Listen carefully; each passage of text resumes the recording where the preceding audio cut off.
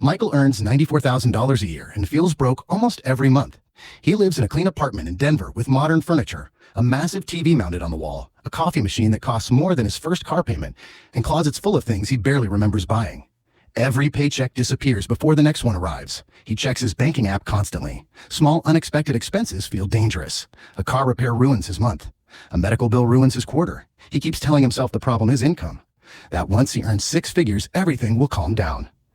Then there is Daniel. Daniel earns $58,000 a year, smaller apartment, older Honda, basic furniture, no storage unit, no overflowing closets, no expensive subscriptions, quietly draining money every month. Daniel sleeps peacefully because he has 2 years of expenses invested and almost no financial stress. Same city, same inflation, same economy, completely different outcomes.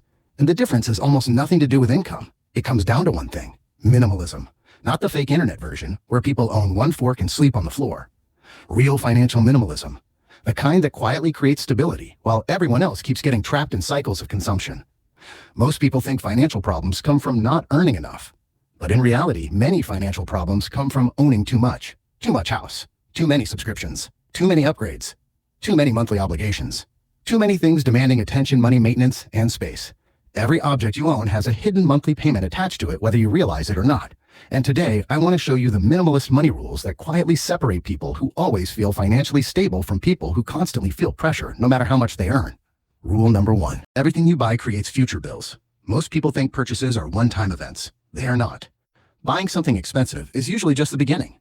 The purchase creates a chain of future costs that continue for years.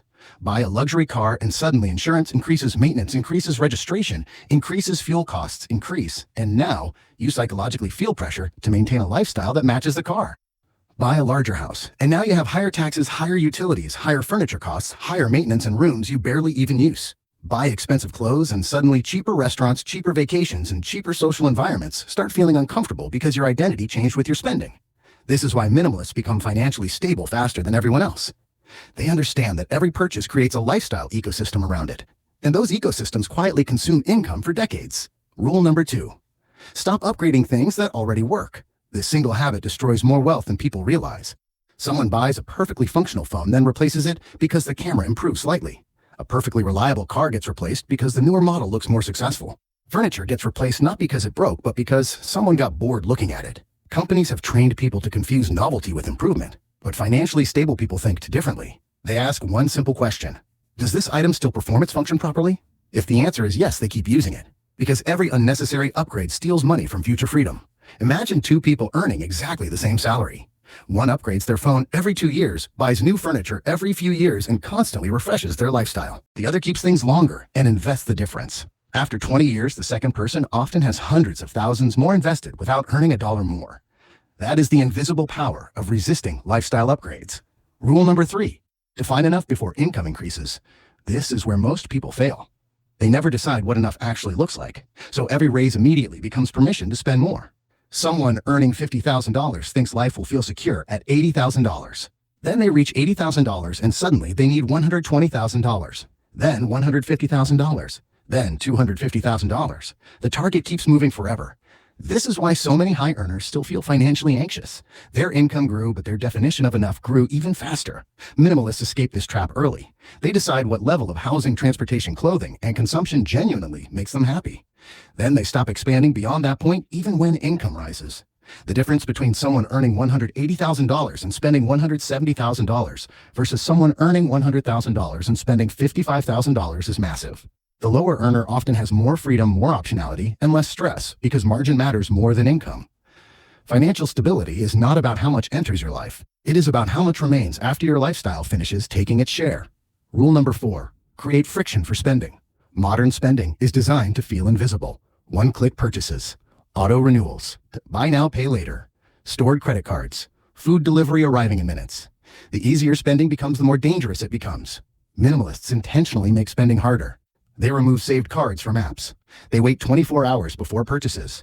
They unsubscribe from marketing emails. They delete shopping apps entirely. This sounds small, but it changes behavior dramatically because impulse spending depends on speed. Most urges disappear when delayed. A person who waits 24 hours before every non-essential purchase will naturally eliminate a huge percentage of unnecessary spending without needing extreme discipline. And the opposite is also true. Financially stable people make saving automatic. Investments happen before spending begins. They never trust leftover money to magically remain at the end of the month because leftover money rarely exists. Rule number 5. Small recurring expenses are more dangerous than big visible purchases. Most people obsess over major purchases while ignoring tiny recurring leaks quietly destroying their finances. 10 subscriptions, daily delivery apps, constant ride shares, premium upgrades everywhere. Individually, these expenses feel harmless.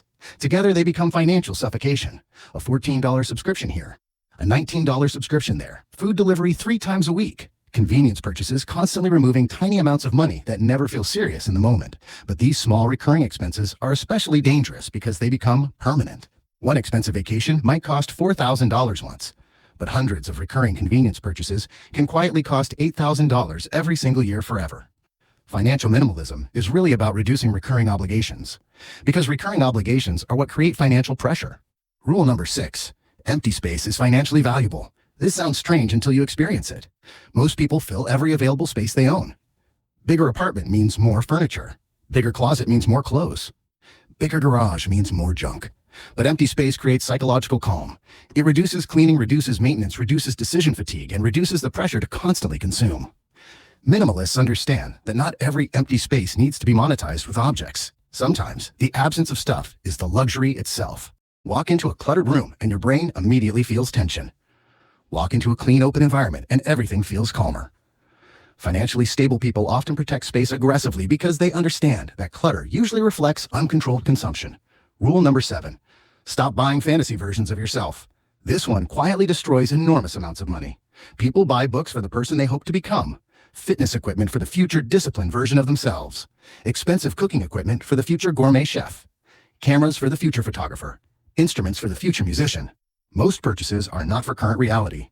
They are for imagined identities. Minimalists avoid this trap by purchasing based on demonstrated behavior, not imagined future behavior. If you already exercise consistently, maybe home gym equipment makes sense. If you already cook daily, maybe better kitchen tools are worthwhile. But buying aspirational objects rarely creates aspirational behavior. It usually just creates clutter and regret. Financially stable people buy tools for the life they actually live, not the fantasy life they keep imagining. Rule number 8. Financial freedom comes from low obligations, not high income. This is probably the most important rule in the entire video.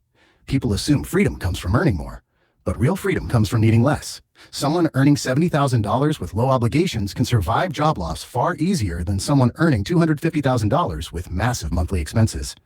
The higher earner often looks richer while being dramatically more fragile.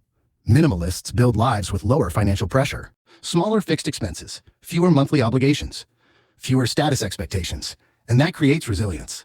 When the economy slows down, when layoffs happen, when emergencies appear, the person with low obligations survives while everyone else panics. Financial stability is really the ability to absorb uncertainty without collapsing emotionally or financially.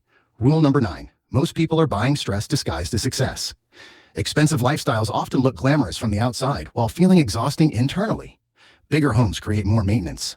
Luxury cars create fear of damage and repair costs. Expensive wardrobes create social pressure to maintain appearances. Status spending often traps people inside lifestyles they secretly cannot sustain comfortably. Minimalists avoid this cycle because they stop optimizing life around appearances. They optimize around peace, around flexibility, around sleep, around optionality.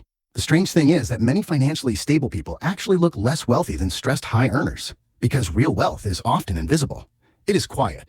It is stored in investments, emergency funds, and paid-off obligations rather than visible consumption. Rule number 10. Minimalism is not about deprivation. It is about intentionality. This is where people misunderstand everything. Minimalism does not mean never spending money. It means spending aggressively on what genuinely improves your life while cutting ruthlessly everywhere else. Some minimalists spend heavily on travel because experiences deeply matter to them.